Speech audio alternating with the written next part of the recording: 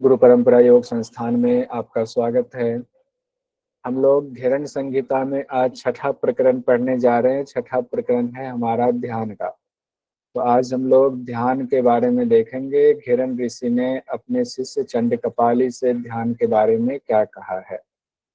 एक बार पहले मोटा मोटा ध्यान का वर्गीकरण, फिर हम लोग श्लोक के साथ उसको देखेंगे एक एक चीज क्या बताया गया है। ध्यान के 3 प्रकार बताए गए हैं घेरन संहिता में: स्थूल ध्यान, ज्योति ध्यान और सूक्ष्म ध्यान। कौन कौन से हैं? स्थूल ध्यान, ज्योति ध्यान, सूक्ष्म ध्यान। स्थूल ध्यान के भी 2 भेद हैं, ज्योति ध्यान के भी 2 भेद हैं और सूक्ष्म ध्यान का एक बताया गया। यानी स्थूल ध्यान, ज्योति ध्यान, सूक्ष्म ध्यान मिलाकर के 5 प्रकार के ध्यान बताए गए हैं। और घेरन ऋषि हमेशा हर चीज को बहुत डिटेल में बता रहे हैं, ये ध्यान रखिएगा। स्थूल ध्यान में कौन कौन से हैं? 2, हृदय पर ध्यान और सहस्रार पर ध्यान। ज्योति ध्यान में मूलाधार पर ध्यान और भ्रूमध्य पर ध्यान बताया गया और सूक्ष्म ध्यान का एक ही बताया गया। अब हम लोग मंत्र के साथ इसको देखते हैं। घेरन ऋषि कहते हैं, स्थूलम ज्योति तथा सूक्ष्मम ध्यानस्य त्रिविधम विदुः।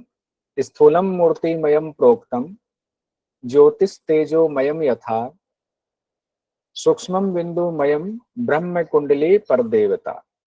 इस ध्यान की क्या विशेषता है वो बता रहे हैं। पहले तो कह रहे हैं कि 3 प्रकार के ध्यान बताए गए हैं: स्थूल, ज्योति और सूक्ष्म ध्यान। स्थूल, ज्योति और सूक्ष्म ध्यान बताए गए हैं। स्थूल ध्यान में मूर्ति इष्ट का ध्यान करना है। स्थूलम मूर्ति मयम प्रोक्तम, यानी कि स्थूल ध्यान में मूर्ति का ध्यान करना है। आपके गुरु हो चाहे इष्ट हो, उनकी मूर्ति का ध्यान करना है, उनके स्वरूप का ध्यान करना है। ज्योति ध्यान में तेजो में ज्योति का ध्यान करना है, 2 जगह पे तेजो में ज्योति का ध्यान करना है। सूक्ष्म ध्यान में कहा गया है बिंदु में ब्रह्म का ध्यान और कुंडलिनी पर देवता का ध्यान, यानी बिंदु में ब्रह्म और कुंडलिनी देवी का ध्यान करना है। तो तीनों चीजों का स्वरूप मोटा मोटा समझाया गया, हम लोग एक साथ देखते हैं। बताया गया है ध्यान के प्रकार: स्थूल ध्यान, ज्योति ध्यान, सूक्ष्म ध्यान। स्थूल ध्यान के 2 प्रकार हैं, जिसमें हृदय पर ध्यान और सहस्रार पर ध्यान है। स्थूल ध्यान में कहा गया है स्थूल में इष्ट या गुरु की मूर्ति का ध्यान किया जाता है। और दूसरा जो ज्योति ध्यान है उसमें कहा गया मूलाधार पर ध्यान करना है और भूमध्य पर ध्यान करना है। और विशेषता है तेजो में ज्योति का ध्यान करना है, दोनों ही जगहों पर। तीसरा है सूक्ष्म ध्यान, जो भी बताया गया कि बिंदु में ब्रह्म और कुंडली देवी का ध्यान करना है, ये सूक्ष्म ध्यान में बताया गया। इस तरह से ध्यान की 3 विधि, तीनों चीजें हम लोगों ने देख लिया हुआ। अब एक एक करके हम डिटेल में देखते हैं। स्थूल ध्यान, जो पहला स्थूल ध्यान बताया गया है, उसमें क्या कह रहे हैं घेरन ऋषि अपने शिष्य चंड कपाली से? हृदय में गुरु के स्थूल रूप का ध्यान करना है, पहला है हृदय में ध्यान करना है। स्वकीय हृदय ध्यायेत सुधा सागर उत्तमम, तन मध्य रत्न दीपम तु सुरत्न बालुकामयम, चतुर्दिशु नीप तरुम बहु पुष्प समन्वितम, नीपो पवन संकुल वेष्टितम परीखा इव। अब इसका अर्थ क्या है? अपने हृदय में, स्वकीय हृदय की बात आई है, अपने हृदय में सुधा सागर का ध्यान करें, यानी अमृत के सागर का ध्यान करें। हमारे हृदय में अमृत का सागर है और उस अमृत रूपी सागर में एक द्वीप है। और उस द्वीप की खासियत क्या है? वहां जो बालू है रत्नमय बालू है। रत्न मतलब जैसे रत्नों का चूड़ा हो, बालू मतलब सिंपल बालू ये होता है, अभी हम लोग समंदर किनारे जाते, लेकिन ये बालू नहीं है। तो बालू भी रत्नों का बालू है, रत्नों का चूड़ा है। उसके चारों तरफ फूलों से लदे नीम के वृक्ष हैं। चतुर्दिक्षु नीप तरु बहुस पुष्प समन्वितम, फूलों से लदे हुए नीम के वृक्ष है। नीम के वृक्ष पे भी फूल लगते हैं और फल भी लगते हैं। नीम के उद्यान के चारों तरफ खाई है, यानी द्वीप के चारों तरफ खाई कहा गया है कि वो नीम के पेड़ हैं, चारों तरफ खाई है। और जब हम द्वीप पर जाते हैं तो उस द्वीप के ऊपर तरह तरह के पुष्प खिले हुए हैं। कौन कौन से पुष्प हैं? मालती, मल्लिका, जाति, कैसर, चंपा तथा पारिजात स्थल पद्मैर गंधा, मोदित दिग्मुख है। इसमें फूल देखिए कितने, मालती हैं, मल्लिका, जाति, केसर, चंपा, पारिजात और स्थल कमल, 7 पुष्प बताए गए हैं।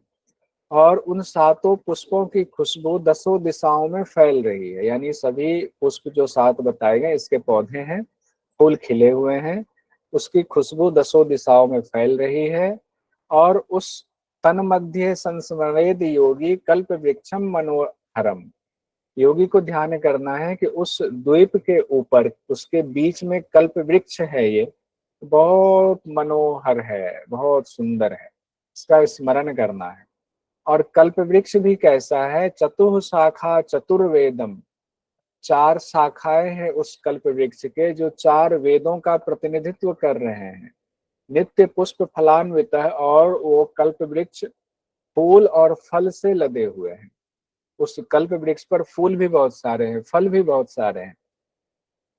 भ्रमरा कोकिलास तत्र गुंजंती निगदंती च, उस पर भंवरे भी गुंजायमान हो रहे हैं क्योंकि पुष्प है।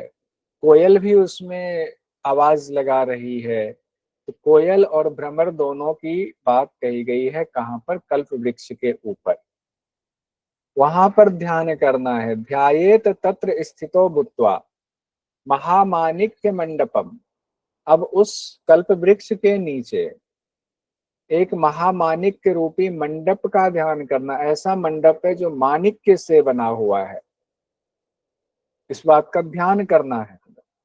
तन मध्य तो स्मरेद योगी पर्यंकम सुमनोहरम, उस मंडप के बीच में तन मध्य, हे योगी हे साधक तुम ध्यान करो, उस पर एक सुंदर पलंग रखा हुआ, पर्यंकम सुमनोहरम, सुंदर पलंग रखा हुआ है। तत्र इष्ट देवताम ध्यायेत यद ध्यानम गुरु भाषितम, वहां पर आपके जो भी इष्ट हैं उनके स्वरूप का ध्यान करेंगे, गुरु ने जैसा बताया है उसके हिसाब से। अब यहाँ गुरु भाषितम शब्द दिया हुआ है, गुरु के बताए मुताबिक वहां पर अपने इष्ट का ध्यान करेंगे। यस्य देवस्य यद्रुपम तथा भूषण वाहनम तद्रुपम ध्यायेत नित्यम स्थूल ध्यानम इदम विदु, अब उस जगह पर वो जो देव हैं, जो इष्ट हैं आपके, वो वाहन पर बैठे हुए, उनके वाहन भी हैं और उनके अच्छे अच्छे आभूषण भी पहने हुए हैं। गुरु ने जैसा बताया उसमें एक दो चीजें ही बता रहे हैं कि वाहन पर बैठे हैं, सुंदर आभूषण पहने हुए हैं, उनका नित्य ध्यान करना, यही स्थूल ध्यान की विधि बताई गई है।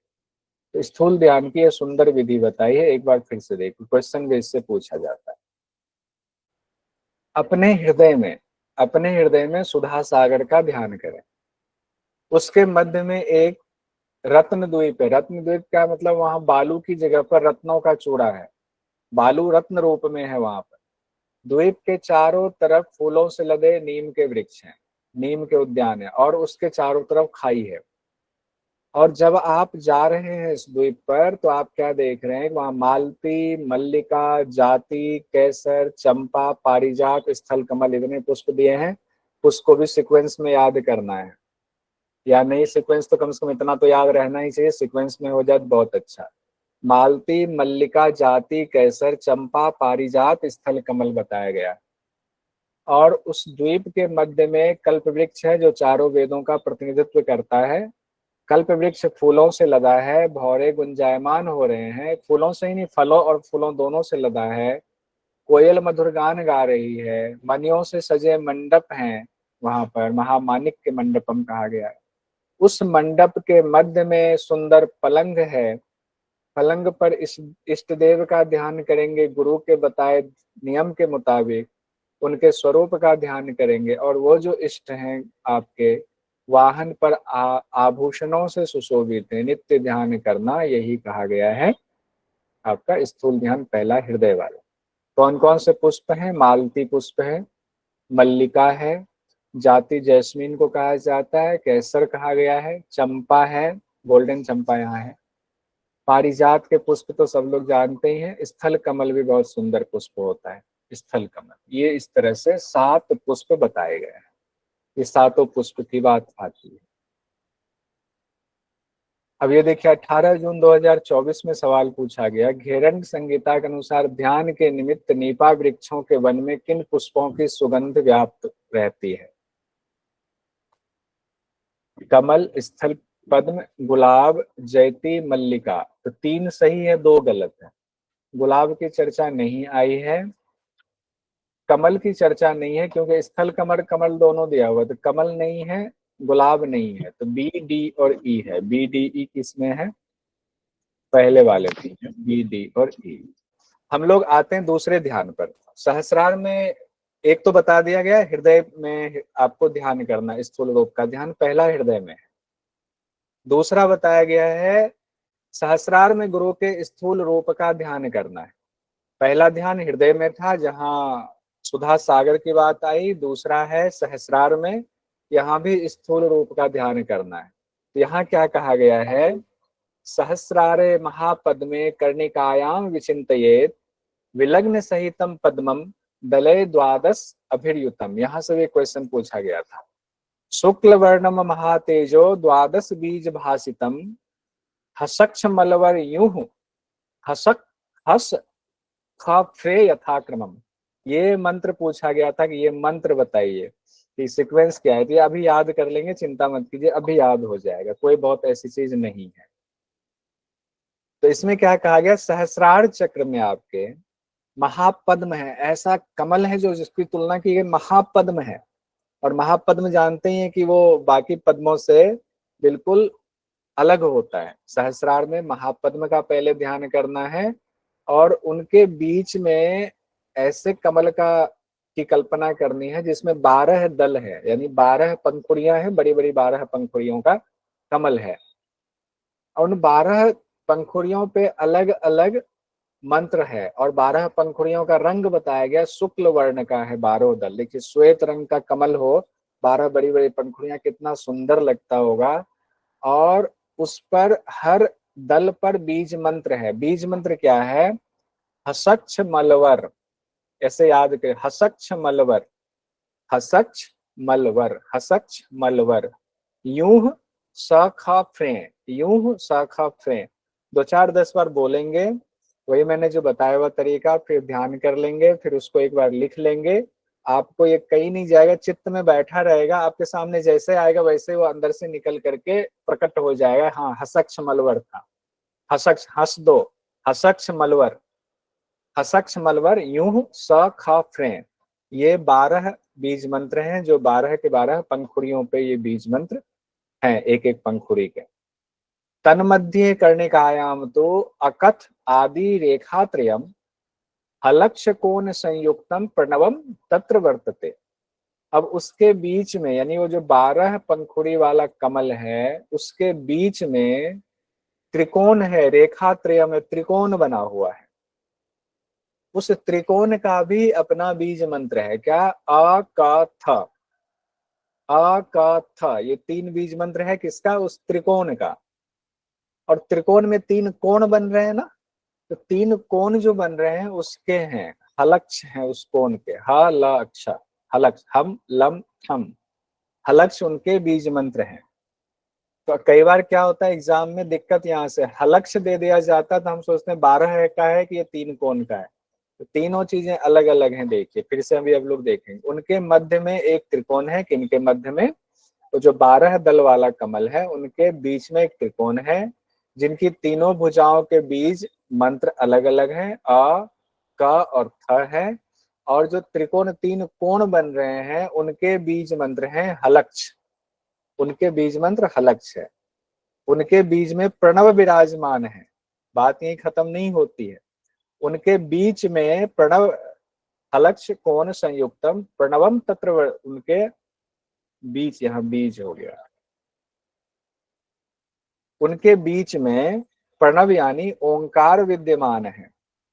और भी देखते हैं क्या बात कही गई, सिर्फ ओंकार तक ही बात है और भी इस पर आएंगे बाद में। पहले एक बार हम लोग पूरा देख लेते हैं, फिर नीचे से ऊपर आएंगे। नाद बिंदु मयम पीठम ध्यायेत तत्र मनोहरम तत्रोपरि हंस युग्मम पादुका तत्र वर्तते। वहां पर नाद और बिंदु से युक्त मनोहर पीठ है, मतलब सुंदर पीठ है। नाद भी बिंदु भी इतना शक्तिशाली पीठ है, वो सुंदर पीठ है। और उसके ऊपर तत्रोपरि हंस युग्मम, उसके ऊपर हंस का जोड़ा है। पादुका तत्र वर्तते, और कहा गया दो हंस और पादुका है। कई जगहों पर कहा गया दो हंस जो है वो गुरु के पादुका रूपी दो हंस हैं। कई जगहों पर कहा गया नहीं, उसके ऊपर दो हंस हैं और गुरु की पादुका भी वहां रखी हुई है। और क्या है, ध्यायेत तत्र गुरुम देवम द्विभुजम च त्रिलोचनम श्वेतांबर धरम देवम शुक्ल गंधा अनुलेपनम। वहां पर गुरु का ध्यान करना है कि गुरु देव रूप में गुरु हैं, जिनकी दो भुजाएं हैं, दो हाथ हैं, लेकिन त्रिलोचनम कहा गया है, तीन आंखें हैं उनकी। उन गुरु की तीन आंखें, वैसे तीन आंखें किनकी होती है, भगवान शिव की होती है। उनके वस्त्र कैसे हैं, श्वेतांबरम धरम, उनके वस्त्र श्वेत रंग के वस्त्र हैं। और शुक्ल गंधा अनुलेपनम, उन्होंने शरीर पर जो लेप लगाया हुआ है वो श्वेत रंग का है और उससे सुगंध निकल रही है। श्वेत वर्ण से सुगंधित लेप से सुशोभित हैं। और उनकी उनके गुण देखिए, शुक्ल पुष्पमयम माल्यम रक्त शक्ति समन्वितम एवं विधि गुरु ध्यानात स्थूल ध्यानम प्रसिद्ध्यति।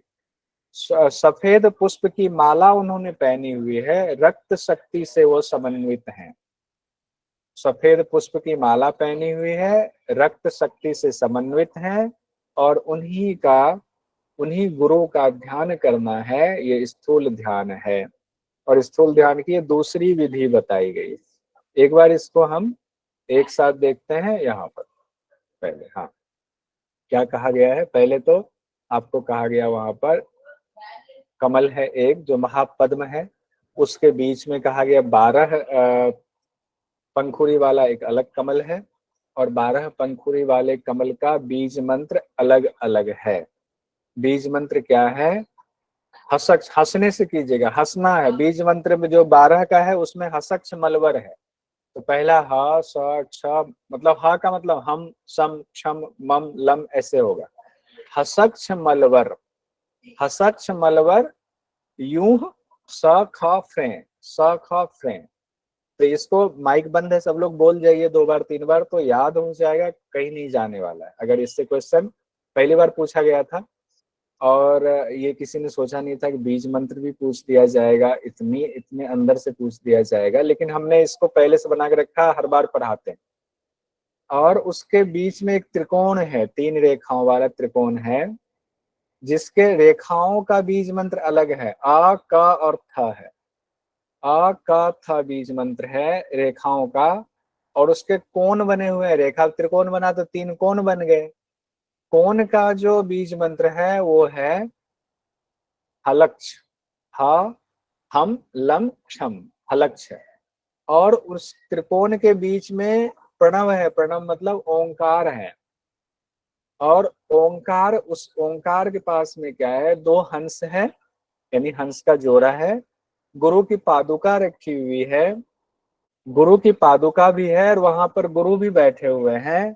गुरु के 2 हाथ हैं, 3 नेत्र हैं गुरु के। और गुरु ने सफेद माला पहनी हुई है, सफेद लेप लगाया हुआ है चंदन का, जो भी सफेद लेप हो उससे खुशबू निकल रही है।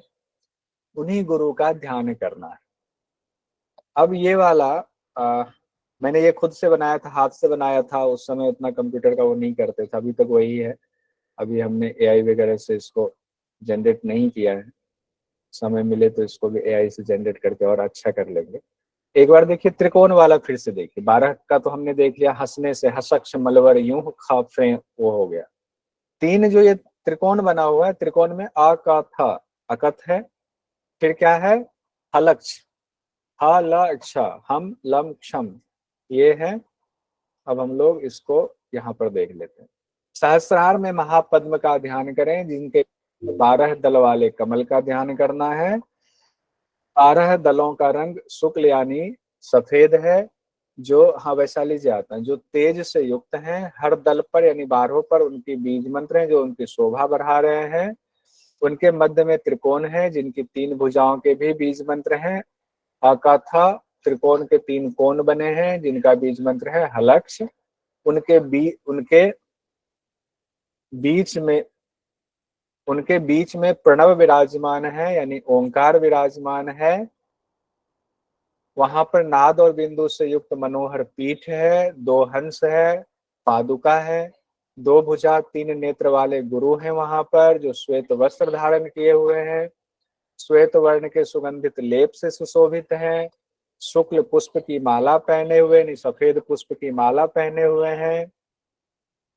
गुरु के साथ क्या क्या है सर जी, वो भी नीचे रखा, हाँ ये भी बढ़िया है, ठीक है, वो उसका अलग से एक बना देंगे। लाल रक्त शक्ति से युक्त है। इस विधि से गुरु का ध्यान करने से स्थूल ध्यान सिद्ध होता है। अब यहाँ स्थूल ध्यान कंप्लीट हो गया। वो ऐसा करेंगे स्वाति जी, वो कल बना देंगे, वो प्लेट पर बना देंगे ना, तो कल रिवीजन में वो ठीक रहेगा, अच्छा हो जाएगा। आपको सही याद कह रहेगा इसलिए अभी देखते। हाँ ठीक, अच्छा किया आपने, मुझे व्हाट्सएप पे मैसेज कर देना तो उसको बना लेंगे। अब आगे क्या कहा गया है, अब धीरन ऋषि अपने शिष्य चंड कपाली से कहते हैं, स्थूल ध्यानम तो कथितम तेजो ध्यानम शृणुस्व में यद ध्यानेन योग सिद्धिर आत्म प्रत्यक्षमेव च। हे चंड कपाली, मैंने तुमको स्थूल ध्यान बता दिया। स्थूल ध्यान की कितनी विधि हो गई, हैंड रेज कीजिए कोई। तीन तरह के ध्यान बताए हैं। पहला स्थूल ध्यान, दूसरा ज्योतिर्मय ध्यान, ज्योतिर्ध्यान, तीसरा सूक्ष्म ध्यान। स्थूल ध्यान को भी 2 पार्ट में डिवाइड किया है। उसमें हृदय पर ध्यान करना है और सहस्त्रार पर ध्यान करना है। फिर ज्योति ध्यान है, ज्योति ध्यान को भी 2 पार्ट में डिवाइड किया है, एक मूलाधार पे और दूसरा भूमध्य चक्र पे। स्थूल ध्यान के बाद तेजो में ध्यान के बारे में सुनो, जिस ध्यान से योग में सिद्धि मिल जाती है और आत्मा का प्रत्यक्षीकरण होता है। इसमें कहा गया, तेजो में ध्यान में कहा गया कि उस ध्यान में योग में सिद्धि मिलती है और आत्मा का प्रत्यक्षीकरण होता है। ये शब्द साधारण सा नहीं है, एग्जाम के लिए महत्वपूर्ण हो जाता है। आत्मा का प्रत्यक्षीकरण यहाँ कह दिया गया है। अब आगे हम लोग आते हैं, देखते हैं क्या कहा गया है।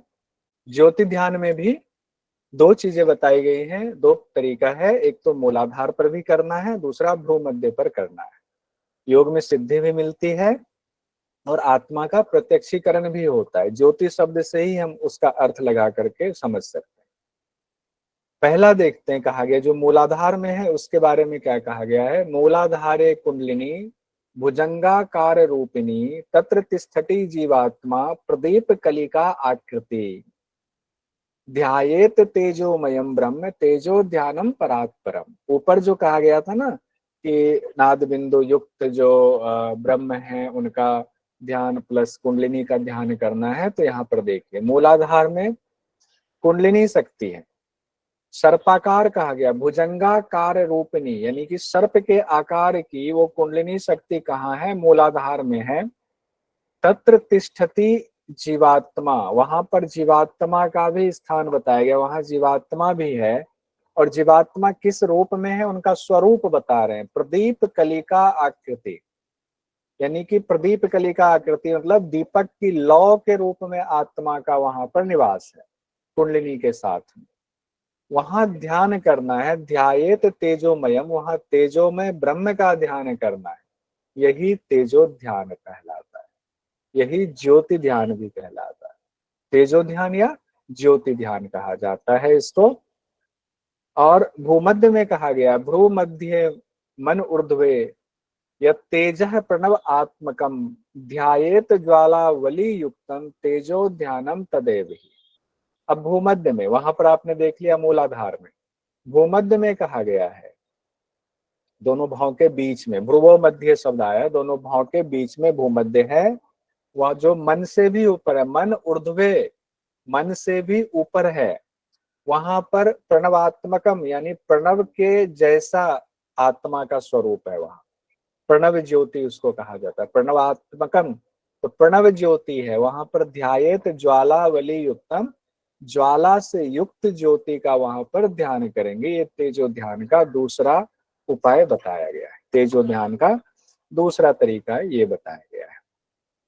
तीसरा अब हम लोग आते हैं सूक्ष्म ध्यान पर, अंतिम पर पहुंच गए हैं। सूक्ष्म ध्यान बताया गया है, तेजो ध्यानम श्रुतम चंड सूक्ष्म ध्यानम शृणुस्व में बहुभाग्यवशात यस्य कुंडली जागृति भवेत। यहाँ पर देखिए योग्यता भी बताई जा रही, योग्यता भी अभी आने वाला है, तो योग्यता के हिसाब से भी हमें थोड़ा सा ध्यान रखना पड़ेगा। थोड़ा छोटा कर देते हैं। क्या कह रहे हैं? तेजो ध्यानम सुतम चंड सूक्ष्म ध्यानम सुनुस्व में बहो भाग्यवशात यस्य कुंडली जागृति भवेत आत्मना सहयोगेन नेत्र रंध्रात विनिर्गता विहिरेद राजमार्गे चंचलात्वानना दृश्यते। हे चंड कपाली, तेजो ध्यान को सुन लिया, अब सूक्ष्म ध्यान को सुनो। बहुत भाग्य से ही जिनकी कुंडलिनी जागृत होती है, बहुत भाग्य से, आसानी से कुंडलिनी जागृत नहीं होती है, कुंडलिनी बहुत भाग्य से जागृत होती है, वह आत्मा के साथ संयुक्त होकर के, अभी आपने आत्मा का प्रत्यक्षीकरण पढ़ा हुआ था ज्योति ध्यान में, वो अब आत्मा का प्रत्यक्षीकरण हुआ, आपने जगा लिया, तो आत्मा के साथ संयुक्त होकर के कौन? कुंडलिनी नेत्र रंध्र से निकल करके, एक शब्द ये आया हुआ है, नेत्र रंध्र से, नेत्र रंध्रात विनिर्गता, नेत्र रंध्र से वो निकल करके सुषुम्ना मार्ग में चली जाती है। नेत्र रंध्र से निकल के कहाँ जा रही है? सुषुम्ना मार्ग में जा रही है। राजमार्ग शब्द इस्तेमाल किया गया, वहां विचरण करने लगती, लेकिन वो इतनी चंचल होती है, चंचलत्वान इतनी चंचल होती है कि उसको देखना मुश्किल होता है, बहुत मुश्किल होता है, क्योंकि वो चंचल होती है। नेत्र रंध्र जो कहा गया है, ये ब्रह्मरंध्र के मुख के लिए इस्तेमाल किया गया है, क्योंकि ब्रह्मरंध्र के द्वार पर है, सुषुम्ना के द्वार पर, तो अभी तो वो छेक करके बैठी हुई है, अब अंदर जाएगी, तो नेत्र रंध्र उसी के लिए, उस द्वार के लिए इस्तेमाल किया गया है। लेकिन वो सूक्ष्म होती है, तो किसके साथ जा रही है? आत्मा के साथ संयुक्त होकर के राजमार्ग में गई। इतनी चंचल है कि अब उसका ध्यान करना, जब तक उसको ध्यान नहीं करेंगे, जैसे मन चंचल है, तो मन को जब तक स्थिर नहीं करेंगे, तो प्राण के द्वारा स्थिर कर रहे हैं, अब वो सुषुम्ना में विहार कर रही है आत्मा के साथ मिलकर के, कुंडलिनी बहुत सूक्ष्म है, बहुत चंचल है, तो अब क्या करना है, उसको कैसे पकड़ना है? शांभवी मुद्रया योगे ध्यान योगेन सिद्ध्यति सूक्ष्म ध्यानम इदम गोप्यम देवनाम अपि दुर्लभम। शांभवी मुद्रा के द्वारा अब उसको, जैसे शांभवी मुद्रा लगाएंगे तब वो कंट्रोल में आ जाएगी। कौन? वो जो आपकी कुंडलिनी है, जो आत्मा के साथ संयुक्त होकर के राजमार्ग में चंचलता से विहार कर रही है, वो शांभवी मुद्रा के द्वारा पकड़ में आने वाली है, फिर शांत होगी। यहाँ ध्यान योग की सिद्धि होती है। और फिर कह रहे हैं सूक्ष्म ध्यान मिदम गोप्यम, ये बहुत ही गोपनीय है सूक्ष्म ध्यान, देवताओं के लिए भी दुर्लभ कहा गया है। अब आगे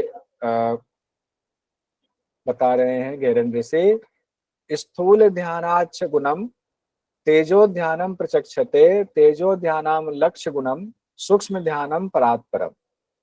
स्थूल ध्यान से 100 गुना ज्यादा तेजो ध्यान का महत्व है, 100 गुना ज्यादा वो उनका इंपॉर्टेंस है, और ज्योति ध्यान से 1,00,000 गुना ज्यादा सूक्ष्म ध्यान का इंपॉर्टेंस है। एक में 100 गुना है, एक में 1,00,000 गुना है। और जाना कैसे है? तो वही 3 है, पहले स्थूल है, फिर तेजो ध्यान है, फिर आपको कहा गया है सूक्ष्म ध्यान। तो स्थूल से 100 गुना ज्यादा इंपॉर्टेंस श्रेष्ठ है तेजो ध्यान, तेजो ध्यान से 1,00,000 गुना ज्यादा श्रेष्ठ है सूक्ष्म ध्यान। बस इतनी सी बात इसमें कही गई है तीनों ध्यान के बारे में। यहाँ अंतिम जो श्लोक है बहुत सुंदर है। इति ते कथितम चंड ध्यान योगम सुदुर्लभम आत्म साक्षात भवेत यस्मात् तस्मात् ध्यानम विशिष्यते। हे चंड कपाली, मैंने तुम्हें ध्यान योग के लिए ध्यान योग की विधि बता दी, जो कि बहुत ही दुर्लभ था, उसके बारे में मैंने तुमको बता दिया। और इस ध्यान से आत्मा का साक्षात्कार होता है, इसीलिए इसको सभी साधनों में विशिष्ट कहा गया है। सर्वश्रेष्ठ की जगह इसको विशिष्ट कर देते हैं। एग्जाम में कई बार इससे दिक्कत, ये सभी साधनों में विशिष्ट है। हमारा 6ठे अध्याय का ध्यान प्रकरण कंप्लीट हो गया। क्वेश्चन देखिए क्या है। घेरन संहिता के अनुसार 12 दल युक्त कमल दल क्रमशः कौन से हैं? हक्षमल वर ये छ तीसरा ह वाला, तीसरा वाला, तीसरा वाला। लग रहा है कि बात मेरा सही था सर ये। हंसने वाला बोला था ना, तो हंसक हाँ वाली हंसने वाला। इसका सर एक निमोनिक भी है याद करने का। क्या निमोनिक है? सर ऐसे है कि हंस कर शम कर ले, वरना यूं ही सुख से परे रहेगा। सर बहुत इसके सुंदर, कारण वाह। ये ठीक हो गया था। क्वेश्चन मेरा भी ठीक हो गया था ये। आप फिर से बताइएगा। सर एक और तरीके से भी कह सकते हैं क्या? लिया नहीं, इसको फिंगर दे दिया। हसक्षम लवर यह कह सकते हैं। लवर यह तो अपन याद भी करते हैं पंच उसमें। हाँ, ये सही कह रहे, लवर यह वाला भी है। जी जी हसक्षम लवर यह, हसक्षम लवर यह। हसक्षम लवरिया। हाँ सर बढ़िया। वो जल्दी याद हो जाएगा। उसमें याद हो गया, आपने जो बताया ना उससे मैं ध्यान जाने लग गया, लेकिन इजीली। जी जी जी चलिए बढ़िया है। सब लोग देखिए अलग अलग बताते हैं, सब लोगों का अच्छा हो जाता है। तो इतना क्वेश्चन पूछा गया, देखते हैं अब क्या है। 10वां क्वेश्चन भी पूछा गया, ये भी क्वेश्चन पूछा गया था। श्लोकानुसार क्रमबद्ध करें, इसको कर लीजिए। तो घेरन संहिता के अनुसार क्रमबद्ध कीजिए। प्याज, जंबीर, कुल्थी दाल, कपित्थ और दधी। तो बताइए। सर ये पथ्य और अपथ्य के आंसर मुझसे नहीं हो पाते सर, मैंने देखा। इसमें ना सबसे पहले दधी तक्र वाला है ना, दही से यही ही हो रहा है। हाँ दही दही तक से मिल छाछ। जा रहा है। बाकी चीज प्याज, जंबीर, कुल्थी हाँ, वाला ई बाद से में ही बताया आ गया रहा है। दधी वाला पहले दूसरा बताया गया है, तो दधी से ही इसका आंसर 2 निकल रहा है। नंबर का होगा, फिर ECD कुल्थी वाली दाल है, फिर कपित्थ है, फिर जंबीर है, फिर प्याज है। इस तरीके से। तो इस सर तरह बस से क्वेश्चन पूछा जाता है, इसको ध्यान सेकंड पेपर रखिएगा। में यही है क्या? पथ्य अपथ्य सबसे हार्ड जो है यही टॉपिक है क्या? पथ्य अपथ्य का सबसे हार्ड, या और भी नहीं आएंगे ऐसा, ऐसे? जो आपको आता है वो हार्ड नहीं है। देखिए यहाँ पर मंत्र है ना, कटु अम्ल लवण तिक्त दृष्टम च दधी तक्रकम। तो पहले तो ये रस की बात आ रही है, रस के बाद दधी और तक्र की बात आ रही है, उसके बाद साकोत्कटम तथा मध्यम तालम च पंसम तथा। तो दधी से ही उससे एक निकल जा रहा है। उसके बाद है कुलत्थम मसुरम पांडु कुष्मांडम साक दंडकम तुम्बी कोल कपित्थम च कंठ बिल्बम पलासकम कदम्बम जंबिरम बिंबम लकुचम लसुनम विषम काम रंगम प्यालम च हिंगो सालमनी के मुकम। तो दधी तक्र से मामला निकल जा रहा है कि 4 रस के बाद दधी और तक्र ही है। सर इसी का घेरन का ही सबसे पहले वो याद करने का ट्रिक बताना होगा इसका। पथ्य अपथ्य का ये सबसे मुश्किल है, नहीं याद हो रहा है। घेरन का थोड़ा मुश्किल है, सही बात। और इसमें से क्वेश्चन भी आ रहे हैं। क्वेश्चन आ रहे हैं, ठीक बात है। ये भुजंग आसन वाला हम लोगों ने देख लिया था। देखिए 12 क्वेश्चन पूछे गए, क्या बात। घेरन संहिता के अनुसार निम्नलिखित में से कौन सी ध्यान की उत्तम विधि है? प्रणव, सूक्ष्म स्थूल ध्यान, ज्योति ध्यान, सूक्ष्म ध्यान। कौन सी है? ध्यान। सूक्ष्म ध्यान। सूक्ष्म नहीं, सूक्ष्म ध्यान, सूक्ष्म। और ये क्वेश्चन है, घेरन संहिता के अनुसार ध्यान के निमित्त नीपा वृक्षों के वन में किन पुष्पों की सुगंधि व्याप्त रहती है? अभी बताया था ना, स्थल पदम, अभी ज्योति, बताया था, मल्लिका। कमल और गुलाब। कमल और गुलाब और नहीं है। मल्लिका, जैती, गुलाब और मल्लिका कमल नहीं है। और स्थल हाँ, पदम, गुलाब, जैती और मल्लिका। मल्लिका।